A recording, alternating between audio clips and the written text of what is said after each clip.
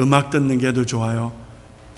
좀씩 다를 수는 있습니다만 그래도 운동을 하는 것을 다 좋아합니다. 2부 예배 때는 골프 좋아하시는 분들이 이렇게 많은 것 같지가 않은데요. 골프 이야기를 잠시 말씀을 드리면 1부 예배 때는 골프 좋아하시는 분들이 많더라고요. 여러분, 골프 저는 못 치니까 용어도 모르고 잘 모릅니다. 근데 싱글 친다 그러면은 굉장히 잘 친다는 표현이라고 하더라고요. 싱글을 치려면은 어떻게 하면 되는가? 어떻게 하면은 골프를 잘 칠 수 있는가? 뭐 방법이야 여러 가지가 있겠죠. 열심히 잘 노력하면 되겠지만 한 전문가가 이렇게 표현하는 것을 보면서 저에게 많은 감동이 되었습니다. 적지 않은 골퍼들이 이 골프 이 스윙을 하는 거, 이 스윙 자체에 큰 비중을 둔다고 합니다.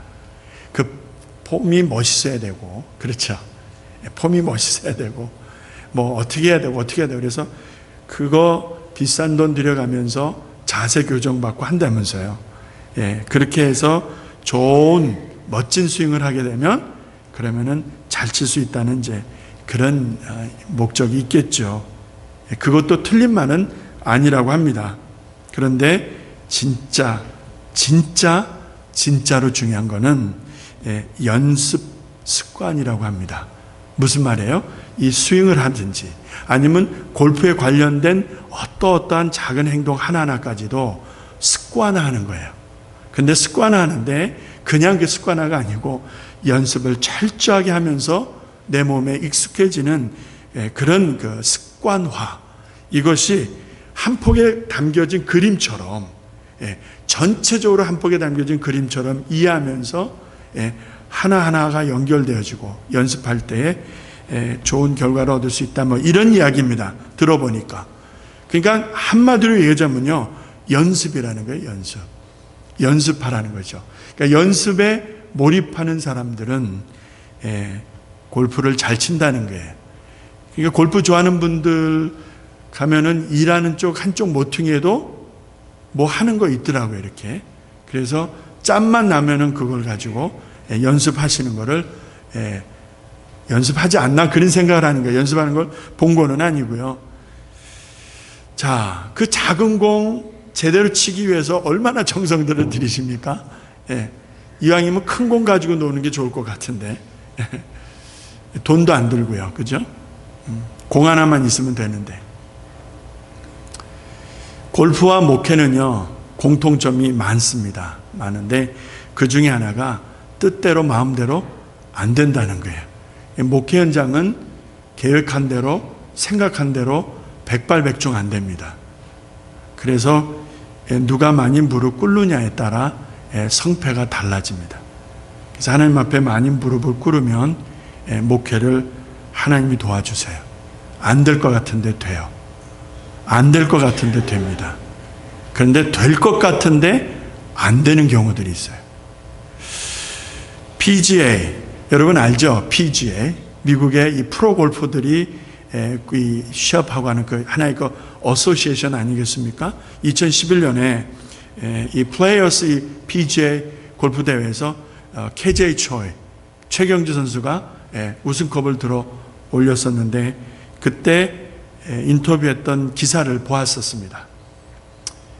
독실한 크리스찬 아내를 둔 덕분에 그도 참 신실한 크리스찬이 되어서 믿음의 사람으로 살고 있는데, 이 시카고 지역에서 가끔 PGA 시합이 있을 때 최경주 선수는 주일 아침이면 반드시 예배를 드립니다. 무슨 일이 있어도 주일 아침에 일부 예배에 와서 예배를 드리고 그리고 나갑니다. 제가 그 모습을 봤거든요.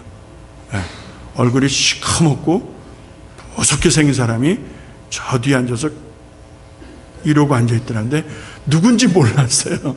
근데 예배 드리다가 보니까 최경주 선수가 와서 예배를 드리더라고요. 자, 이 사람이 이 PGA라고 하는 그 프로 골퍼들이 모여서 시합을 하고 전적을 치르는 이 세계에서 살아남기 위해서 얼마나 피나는 노력을 했는지 그 인터뷰에서 흘러나오는 것을 들을 수 있었습니다. 여러분 하루에 그가 스윙 연습만 기본으로 하는 게 400번이라고 합니다. 400번. 기본입니다. 기본. 그러니까 아침 저녁 틈나는 대로 연습하는 횟수를 다 합하면은요 1000번도 넘을 수 있다는 얘기입니다. 아십니까? 여러분 감동이 안 되시죠? 예, 골프를 못 치는 사람은 감동이 안 될 수밖에 없는 게 이거를 1000번을 휘두른다고 생각해보세요. 1000번. 그래서 공을 보고 감각을 익히는 거죠. 온 몸으로 머리털 끝까지도 감각적으로 익히는 거 아니겠습니까? 예. 그 연습을 하기 위해서 적어도 최경주 선수는 자기가 좋아하던 것을 다 내려놓았을 것입니다. 다른 거에 몰입을 할 수가 없습니다. 다른 거에 신경 쓸 틈이 없습니다. 그가 해야 하는 것은 이 골프이기 때문에 골프를 위해서 온 시간과 정성껏 여러분 연습하고 연습하는 일에 보내는 거예요. 하루에 400번을 휘두른다고 한번 생각해 보시기 바랍니다. 얼마나 많은 땀방울을 흘렸나, 얼마나 많은 시간을 거기에 몰입했나. 그래서 오늘 그가 그 냉엄한 경쟁 그 사회에서 경쟁자들의 틈바구니에서 살아있는 것이 아닐까 하는 생각을 합니다. 그런 연습과 피나는 노력이 없었다면 요즘 뭐 또 새로운 그 한인 골퍼들이 많이 올라와서 그 LPGA 같은 경우는 보면 한국 여자 선수들이 굉장히 많이 눈에 띄어요. 저는 뭐 참 낯선 사람들이지만 굉장히 열심히들 하는 것을 볼 수 있습니다. 연습하니까 살아남는 거예요. 죽으라고 연습하니까 그들 속에서 있는 거예요. 사도 바울이 사랑하는 영적인 아들 디모데에게 그런 의미를 담고 말씀을 하는 거예요. 내가 앞으로 살아남기 위해서, 내가 앞으로 주의 종으로서 목회하고 하나님의 영광 중에 살아가려면 너 이거 해야 돼 라고 사랑하는 영적인 아들 디모데에게 간절하게 권면했던 말씀, 디모데전서 4장에서 두 말씀을 제가 읽어드리겠습니다. 7절 8절 말씀을 보면 이런 말씀이 나옵니다. 7절에 망령되고 허탄한 신화를 버리고 오직 경건에 이르기를 연습하라. 여러분 잘 주목하셔야 됩니다. 망령되고 허탄한 신화를 버리고 오직 경건에 이르기를 연습하라. 8절 말씀입니다. 육체의 연습은 약간의 유익이 있지만은 경건은 범사에 유익하다라는 말씀, 내세 약속이 있다라는 이 말씀 속에 두 가지 중요한 원칙이 강조되고 있어요. 여러분 보세요. 이 말씀에 사도 바울이 사랑하는 영적인 아들 디모데가 이 험난한 세상에서 믿음으로 하나님의 사람으로 살아남기 위해서는 두 가지를 꼭 해야 된다라는 거, 이 말씀에 담겨져 있어요. 그 첫 번째가 버리라는 것이고 두 번째는 연습하라는 것입니다. 그 첫 번째 버리라는 것은 뭘 버리는 것인가? 망령되고 허탄한 신화라는 것이고요. 연습하라는 것은 경건이 뭐길래, 여러분 경건이 뭐길래 경건에 이르기를 죽도록 연습하라는 것입니다. 이 두 가지로 요약이 됩니다. 전자의 경우 버린다는 거, 여러분 버린다는 거, 이번에 제가 이사를 하면서 보니까요, 제 아내하고 계속 중얼중얼 서로 궁시렁궁시렁 되면서 싸우는 거는 아니지만 버리자, 안 된다, 버린다, 버리지 마라, 그거 가지고요 부부싸움 직전까지 갔다니까요. 직전까지. 아니 별게 다 나오더라고요. 별게 다 나와. 옛날에 어떻게 하면 된장찌개를 맛있게 끓일까, 어떻게 하면은 샐러드를 맛있게 만들어 먹을 수 있을까, 소스 뭐 이런 거 신문에서 스크랩 한 거를 이렇게 모아놓은 게 한 박스인데 그게 한 박스가 또 있더라고요. 누렇게 색깔이 변한 신문지 종이. 그거 가져가야 될까 말아야 될까 고민하다가 저 사람 모르게 버려버렸다니까요. 제가 몰라요. 저 사람이 지금 뭘 버렸는지. 다 버리고 나니까 까만 쓰레기 봉지로 한 6봉지가 나오는 것 같아요. 7봉지. 버리라는 거예요. 버리라고. 근데 뭘 버리느냐? 망령되고 허탄한 것, 이것을 버리는데, 여기서 이 망령되다라는 이 말의 의미가 참 뜻깊더라고요. 그 의미를 찾아보니까 물론 악하다, 무가치하다라는 뜻도 있지만은 경건하지가 않다라는 뜻이 있습니다. 그것이 바로 망령되다라는 거예요. 경건하지 않은 것, 그것이 망령되다. 허탄하다는 것은요, 한 예를 들어드리면, 요즘 아이들은 절대로 그러지 않지만은 제가 어릴 때만 해도 할머니가 오면은 할머니가 해주는 옛날 얘기가 있어요. 예? 집안의 어르신들이 해주는 얘기가 있어요. 옛날에 있잖아. 호랑이 한 마리가 살았는데 심각하게 듣는 거예요. 무슨 말씀인지 아시겠죠? 뭔 얘기가 나올 것 같은데 그렇게도 재밌는 거예요. 요즘 애들한테 옛날에 호랑이가 살았는데 이리 와봐. 대꾸도 안 하고 그냥 들어가요. 예. 진짜 그래요. 대꾸를 안 해요. 예. 대꾸 안 해요. 대꾸. 건빵이 맛있어가지고 건빵을 먹으면서 야, 이건 무지 맛있는 거다. 아들한테 먹어보라 그러니까 No thank you. 들어가 버리더라고요. 근데 그 건빵 먹는 내가 왜 이렇게 초라하던지. 미국에 살면서 건빵을 먹어보리라는 상상을 못 해봤잖아요, 여러분. 한국 가게 가니까 건빵이 있는 게 건빵이. 저 어려면서 자라면서 10원 주면 기다란 봉지에 들었던 건빵. 예. 아이들한테 이리 와봐. 내가 얘기해 줄게. 그러면서 해주는 얘기 있잖아요. 그것이 바로 허탄하다라는 뜻입니다. 그러니까 경건치 못하고 말 그대로 허풍입니다. 진실이 아닙니다. 사실에 근거한 얘기가 아닌 그런 것들을 버리라라는 거예요. 버리라. 이것을 버리지 않으면은 연습이 안 된다는 거예요. 이거 내려놓지 않으면 연습이 안 된다는 거예요. 400번을 휘두르기 위해서 그 사람이 내려놓은 것이 참 많았을 거예요. 1000번을 쳤다면 그 1000번을 치기 위해서 그가 피나는 노력을 했을 거예요.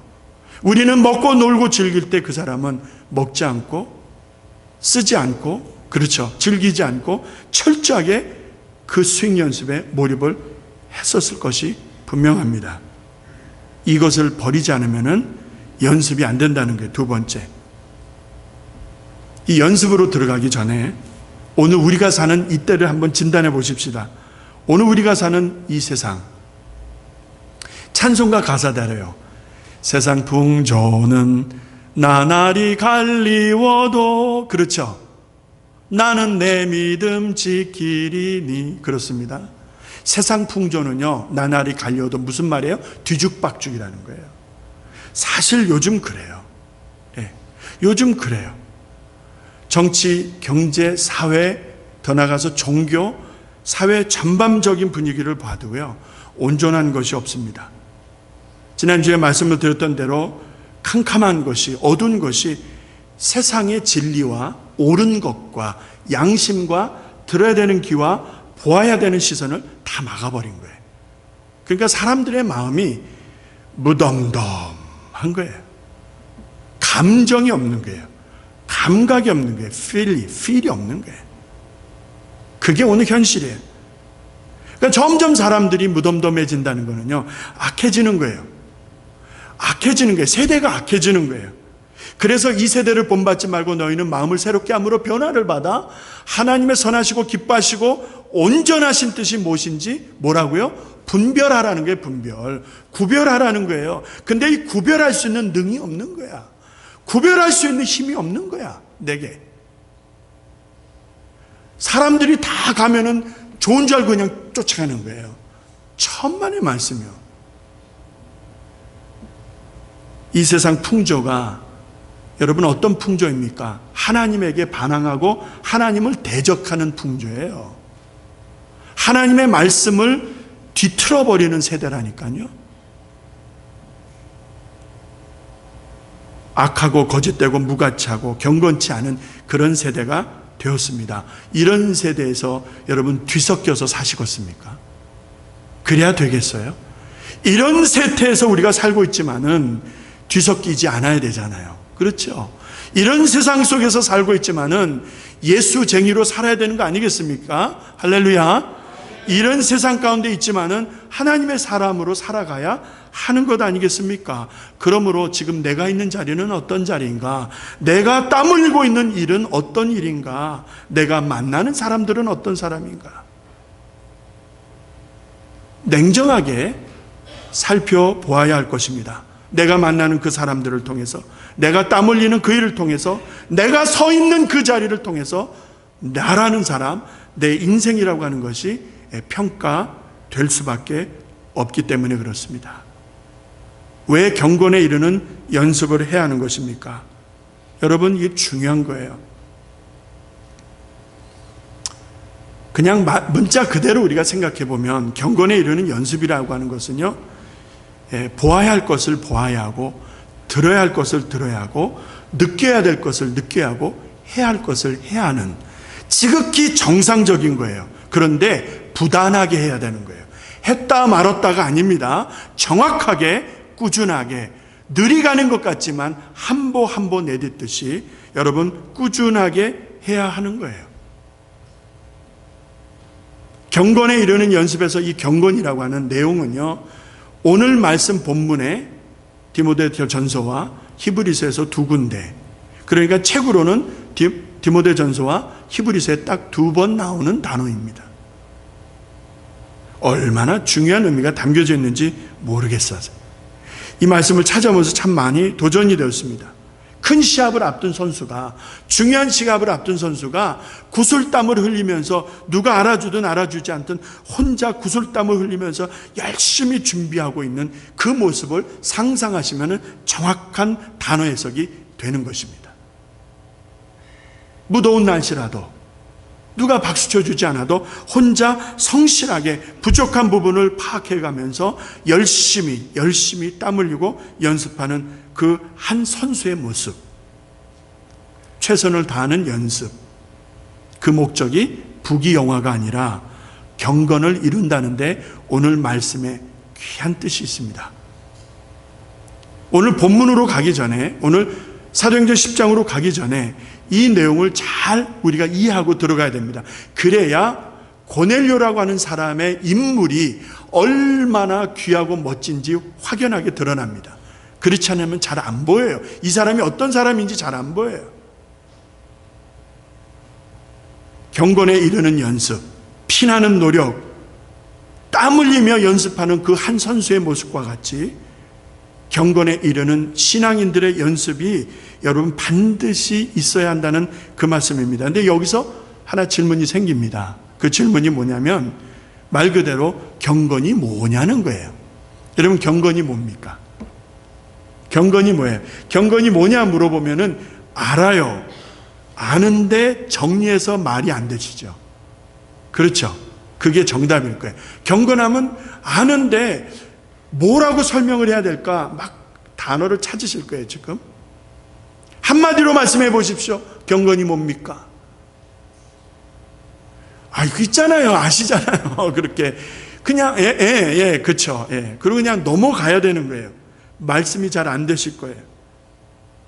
제가 강조하고 싶은 것은 우리가 그렇게 표현이 안 되는 것 같아도 여러분, 그냥 넘어갈 수 없는, 반드시 짚고 넘어야 되는 경건이 무엇이냐 하는 거예요. 형편이 되면 하고, 시간이 있으면 하고, 요즘 너무나 바빠서 시간이 없어서 그러면은 잠시 안 해도 되고, 그렇게 선택의 여지가 있는 것인가? 아니다라는 거예요. 사도 바울이 디모데에게 강조하고 있는 경건에 이르는 연습이라고 하는 것은 여러분, 성경 전체에 보여지는 하나님의 마음의 소원이기도 하고 사도 바울이 굉장히 중요하게 다루고 있는 용어라는 것을 우리가 알 수가 있습니다.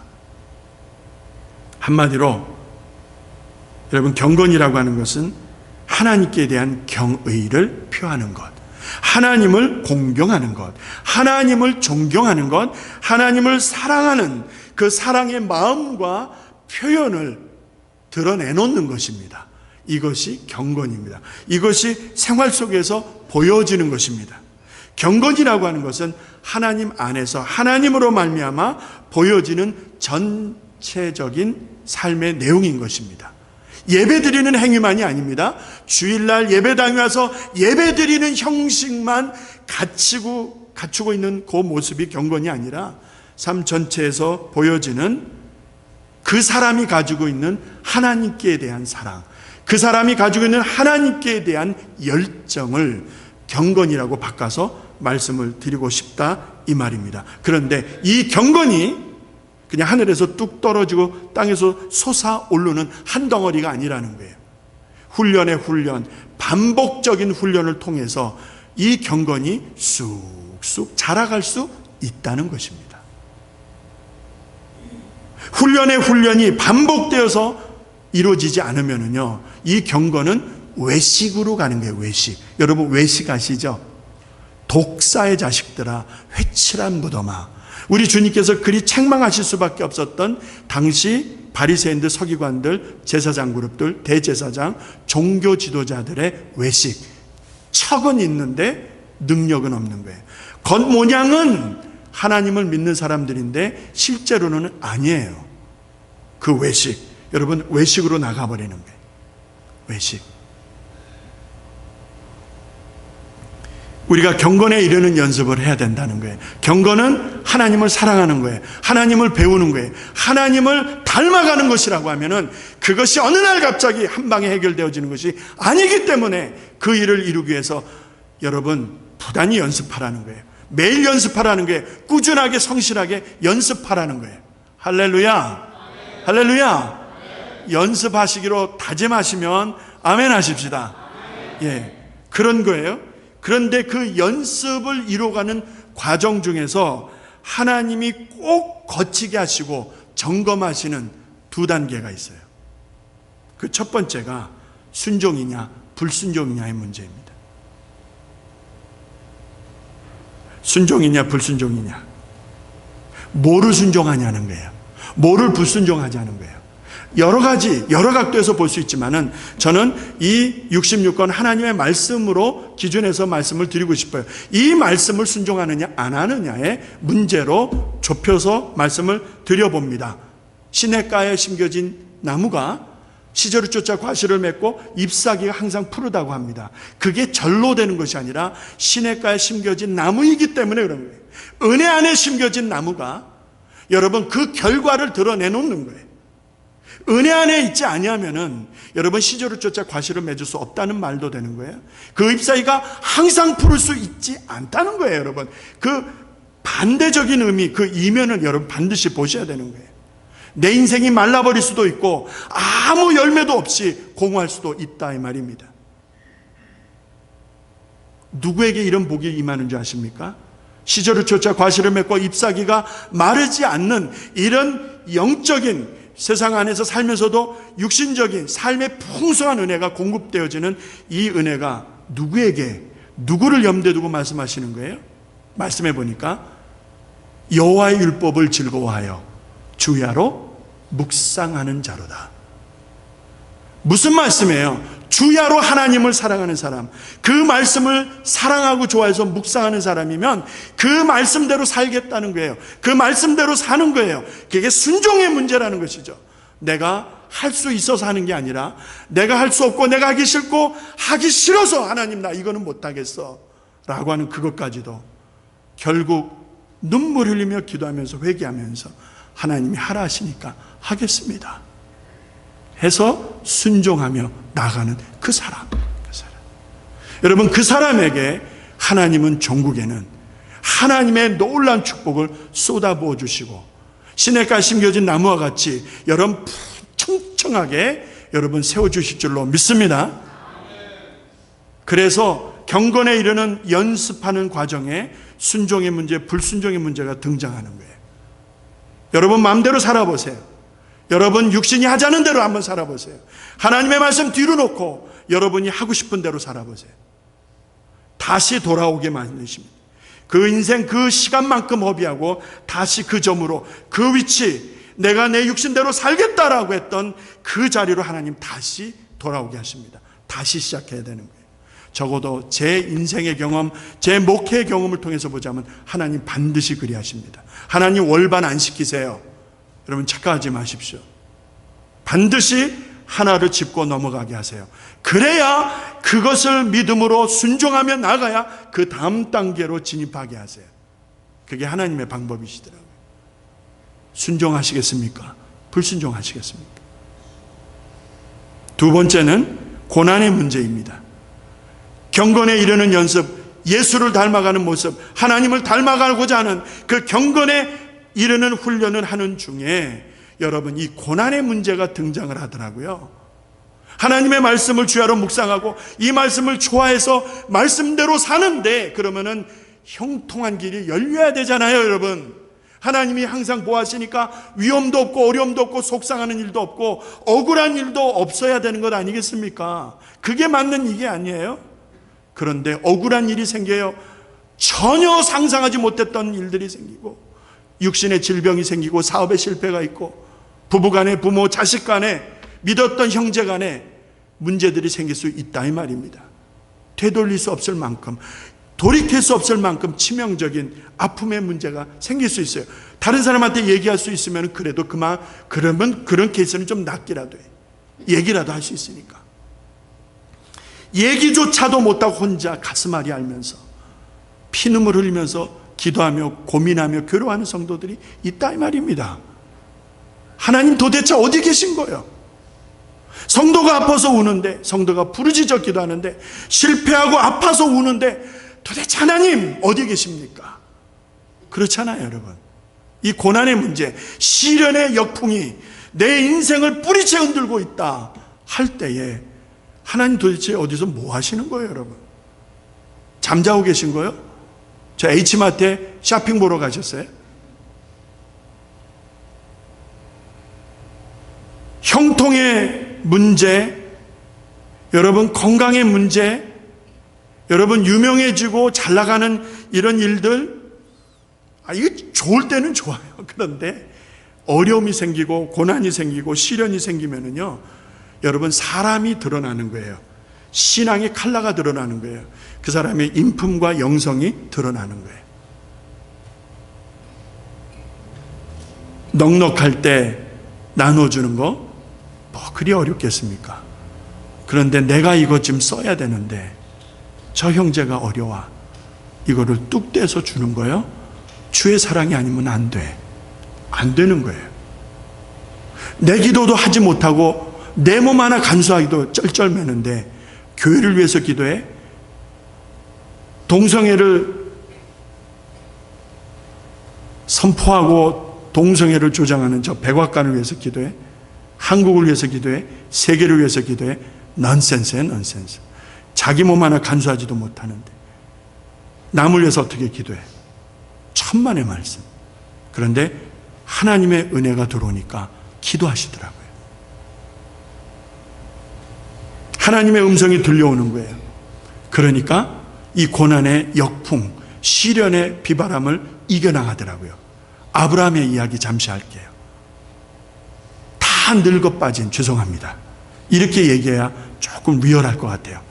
다 늙어 빠진 그런 할아버지 할머니가 세상에 애를 봤어요. 에그머니, 애를 봤다니까. 이것이 가능한 일입니까? 여자의 몸에서 아기를 낳을 수 있는 기능이 이미 끊어졌어요.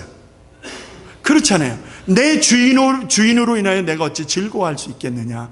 여자가 우석걸랑이요. 이 상황 아시겠죠? 아브라함과 사라 사이에서는 아이를 기대할 수 없는 충분 조건이에요. 그런데 하나님은 있겠다라고 말씀하셨어요. 아들이 있겠다라고 약속하셨어요. 누가 옳았어요? 누구의 말이 맞는 거예요? 하나님께서 때가 되니까 저들을 통해서 아들을 낳게 하시고 이삭을 저들에게 주셨어요. 그 이삭이 얼마나 예뻤을까? 얼마나 귀했을까? 얼마나 물고 빨고 얼마나 이뻐했을까? 그렇잖아요. 그 아들을 내어놓으라고 하시는 음성을 듣게 돼요. 어느 날 갑자기 내어놓으라고 하는 음성을 듣게 되는 거예요. 하나님이 지시하는 곳으로 가서 하나님 앞에 드리라는 거예요. 번제로. 번제가 뭔지 아시죠? 동물의 정한 짐승을 제사장들이 점검하고 나면은 여러분 피를 뿌리고 양각불에 뿌리고 아주 더러운 내장은 버려버리고 그리고 나서 그것을 어떻게 해요? 태워버리는 거예요. That's a burnt offering. 번제. 하나님 앞에 번제로 드리라는 거예요. 이게 맨정신 아니면은 소화할 수가 없는, 내가 받아들일 수 없는 그런 사건이 발발했어요. 아브라함 아무 얘기 안 하고 짐을 싸고 아들을 데리고 사환과 함께 3일 길을 걸어서 그곳을 갑니다. 그곳에 도착했어요. 아들이 물어요. 아버지, 재물은 어디 있죠? 그래. 하나님이 준비하실 거야. 그리고 올라갑니다. 사원에게는 기다리라고 그랬어요. 결론을 말씀드리면은 그 아들 심장에 칼을 꽂는 아브라함입니다. 그 절체절명의 순간 아닙니까? 그 순간에 하늘로부터 음성이 들려오기를 아브라함아, 아브라함아, 이삭의 몸에 손을 대지 말라. 음성이 들려와요. 하나님이 이제 알았다라고 말씀하세요. 여러분, 고난이, 시련의 역풍이, 비바람이 나를 삼킬 것 같이, 나를 금방 없앨 것 같이 큰 기세등등한 힘으로 다가오지만, 여러분, 하나님이 허락하신 고난이라면, 우리가 잘못해서 겪는 고난이라면 빨리 회개하시고요. 그는 회개밖에는 방법이 없어요. 내 이름으로 일컫는 내 백성이 그 악한 길에서 떠나 스스로 겸비하여 내 얼굴을 구하면, 회개죠. 내가 하늘에서 듣고 하나님께서 그 땅을 고치시겠다고 하신 줄로 믿습니다.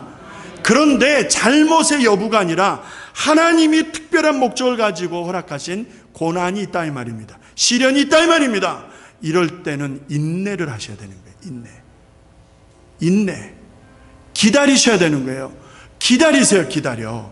언제까지? 하나님이 반전을 시킬 때까지 기다리시라 이 말입니다. 그것밖에는 방법이 없습니다. 그런데 마귀는 이 코드를 살짝 바꿔놓는 거예요. 인내해야 되는데 인내하지 못하게 하고요. 회개해야 되는데 인내하고요. 회개해야 되는데 자기가 마치 의로운 핍박을 받는 것처럼 이러고 있는 거예요. 이거 참 대책이 없는 사람이에요. 하나님께서 아브라함에게 얼마나 크신 축복을 주십니까? 열국이, 만국이, 세상 모든 나라와 민족이 너를 인하여 복을 받을 것이야. 하나님이 축복하신 대로 아브라함을 열국의 아비, 믿음의 조상을 아버지 하나님께서 삼아주신 줄로 믿습니다. 로마서 4장 3절에 보니까 이렇게 아브라함을 표현합니다. 성경이 무엇을 말하느냐? 아브라함이 하나님을 믿음에, 누구를 믿었다고요? 돈을 믿었어요? 장로님을 믿었어요? 목사를 믿었어요? 점쟁이를 믿었어요? 누구를 믿었느냐는 거예요. 이거 중요합니다, 여러분. 아브라함이 갈 바를 알지 못하고 고향 땅을 떠나면서 그 하나님의 인도를 받으면서 아브라함의 중심 속에 하나님께 대한 믿음이 있었다는 거예요. 하나님이 이것을 저로 의로 여기셨다. 하나님이 기뻐하셨다는 게, 철저하게 하나님을 의지하는 그 믿음을 하나님이 기쁘게 여기셨다는 거예요. 히브리서 11장에서는 그의 믿음을 이렇게 높여주고 있습니다. 아브라함은 시험을 받을 때에 믿음으로 이삭을 드렸으니 라고. 그러니까 하나님, 나 이거 못 드리는데, 나 진짜 억지로 드리는 것이 아니라, 아브라함이 이삭을 드렸을 때는 믿음으로 드렸다는 말은요, 하나님을 보고 하나님께 드렸다는 거예요. 무슨 말씀인지 아시겠어요?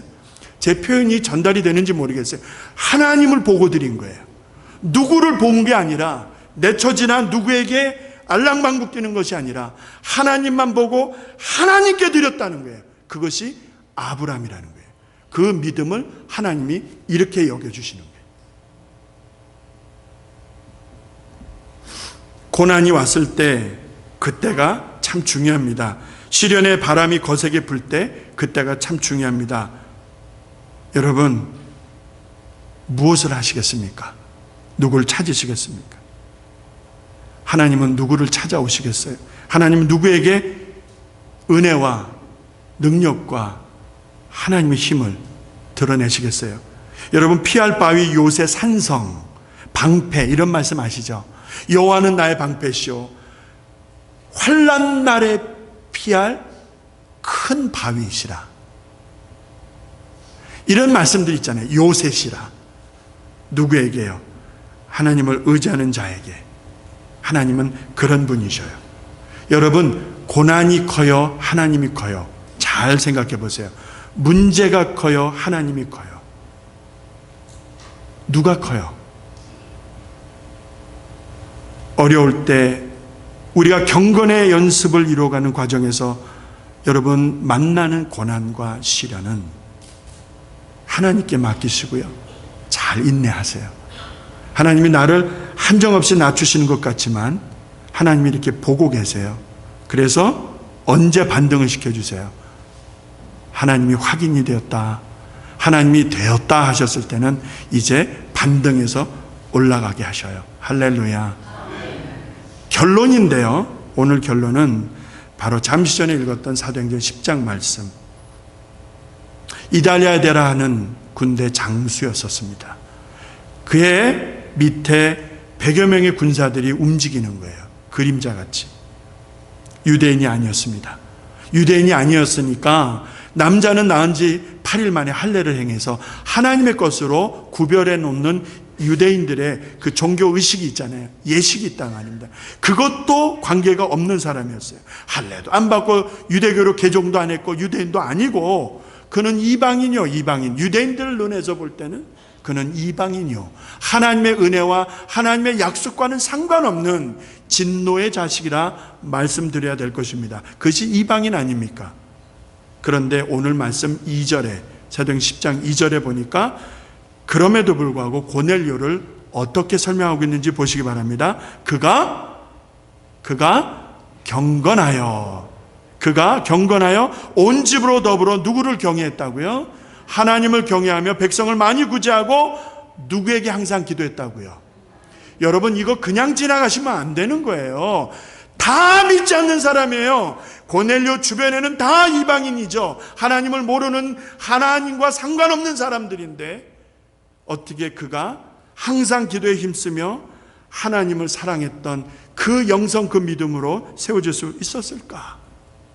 유대교를 개종하고 하나님 앞에 어떤 예식을 거쳐서 할례를 받은 사람도 아니고, 성경은 그를 경건한 사람이라고 이야기합니다. 저는 거기에서 힌트를 얻었습니다. 그가 경건했다. 주목해 보시기 바랍니다. 자, 고넬료가 경건했다라고 하는 것은 최경주 선수 다시 떠올려 보세요. 그가 매일 500번 아니라 1000번을 때리든 400번을 때리든 횟수가 중요한 게 아니라 매일 집중해서 때리는 거예요. 왜 때려요, 여러분? 피지에서 살아남기 위한 것도 있지만은 여러분, 그 연습을 통해서 아주 멋있는 골퍼가, 여러분 세계적인 골퍼가 되기 위한 거 아니겠습니까? 그러니까 계속 한 목적을 두고 때리는 거예요. 고넬료가 경건했다는 것은, 그 경건이란 단어는 하나님을 닮고 싶은 마음이라고 그랬죠. 이방인으로 믿지 아니하는 사람들 틈바구니에 있었던 고넬료가 하나님을 닮고 싶어서 몸부림쳤다는 거예요. 한 번만 그랬던 것이 아니라 매일 모든 사건 속에서 그는 하나님이 기준이었어요. 하나님을 사랑했어요. 하나님을 두려워했어요. 하나님을 두려워하고 하나님을 사랑하니까 사람들을 사랑하게 되는 거예요. 어려운 이웃을 돌아보는 거예요. 아멘 좀 하셔야 제가 빨리 끝내요. 기도하는 거예요. 구제하는 거예요. 계속하는 거예요. 계속 안 쉬고 하는 거예요. 항상 하는 거예요. 왜? 하나님의 사랑으로 살아가는 사람이기 때문에. 그것이 고넬료의 단면이었었습니다. 그가 경건했던 힘이었습니다. 힘은 그 아름다운 역사로 온 가족과 함께 그 주변에 있는 사람들이 경건한 삶을 이어가는 것을 볼 수 있었습니다. 말씀을 마칠게. 경건한 삶을 살아가셔야 됩니다. 오늘 말씀, 이 말씀 준비하면서 여러분 주보에 나온 글 있죠? 나중에 집에 가서 보세요. 제가 좋아하는 책에서 인용한 것입니다. 자, 인용했는데 명령하시는 하나님, 명령하시는, 내게 간절하게 말씀하시는 성령께서 뭐라고 말씀하시는지 내용이 많은데 대충 추린 겁니다. 자, 이러한 말씀 가지고 내가 순종하며 살아가느냐, 하나님 앞에서 믿음으로 살아드리고 있는가? 믿지 아니하는 세상 사람들 악한 세태를 원망하면서 거기에 휩쓸리면서 주일이면 회개하면서 예배드리는 것 같고 하나님 앞에 나와서 믿음으로 살려고 하는 것 같은데 돌아서면은 다시 제 원점입니다. 경건한 사람은 뒤로 돌아가지 않더라고요. 쟁기를 들고 뒤를 돌아보는 자는 하나님 나라에 합당치 않다 하신 그 말씀대로 앞을 향해서 갑니다. 앞을 향해서 갑니다. 천천히 가는 한이 있더라도 앞을 향해서 갑니다. 하나님을 닮고자 하는 노력과 주님을 닮고자 하는 그 거룩한 목적을 가지고 조금씩 앞을 향해서 갑니다. 그 노력이, 그 피땀 흘리는, 그 흘리는 땀방울, 그 영적인 노력과 수고가 여러분 우리 주변이 얼마나 어렵고 어둡습니까? 지난주에 말씀드렸잖아요. 캄캄하잖아요. 그 캄캄하고 어두운 것만 탓하시겠습니까? 그러면 안 되죠. 캄캄하든 내 주변이 칠흑같이 어둡든 나는 하나님의 사람으로 살아가는 것입니다. 하나님이 주시는 그 빛을 받아서 경건에 이르는 연습을 통해 주님을 닮아가는 것입니다. 할렐루야. 그러한 역사가 사랑하는 우리 레이피교회 성도들과 그 거룩한 신앙 공동체를 통해서 하나님께서 이 시카고에 하나님의 위대한 역사를 이루어 가시기를, 그러한 전초지를, 그러한 기주로 삼으시기를 주의 이름으로 축원합니다. 하늘 아버지 고맙습니다. 연습을 해야 되는데 중단 없는 부단한 노력과 몸부림이 있어야 되는데 하나님 이유가 많고 핑계가 많아 연습에 훈련에 여러분 하나님 앞에 마음 열어 같이 기도에 동참하시기 바랍니다. 아버지 하나님, 게으르고 악한 종들이 아니었습니까? 하나님 회개합니다. 하나님 다시 한번 저희들에게 기회를 주시고 열정을 주셔서 하나님 경건에 이르는 훈련, 그 연습뿐만 아니라 우리 주님을 닮아가는 거룩한 백성, 온전한 그리스도인들, 이 시대를 살아가는 제2의 고넬료와 같은 거룩한 백성들로 하나님 축복하여 주시옵소서. 예수님의 이름으로 기도합니다. 아멘. 다 같이 자리에서 일어서시겠습니다. 받은 말씀 생각하시면서 이 시간 결단하며 찬양하시겠습니다. 주님 말씀하시면